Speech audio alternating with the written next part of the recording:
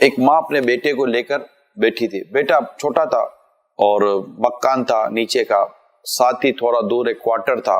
उस क्वार्टर में उसने अपने ससुर को रखा था।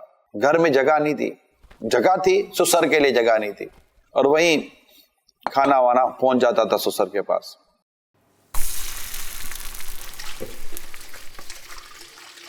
थोड़ी घर के काम काज से फारिग होकर आकर देखी तो बेटे ने एक ड्राइंग बनाई हुई थी।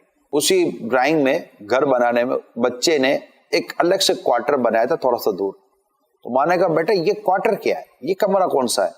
अम्मी ये जब मैं बड़ा हो जाऊंगा तो मैं ऐसा ही घर बनाऊंगा, और जिस तरह आपने दादा को अलग रखा है ना अम्मी, मैं आपको भी यहाँ रख दूंगा, बड़े वहीं रहते हैं ना। माँ को झटका लगा।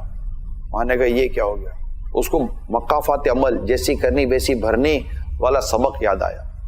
उसने फौरन जाकर अपने ससुर से माफी मांगी और उसे घर में ले आई।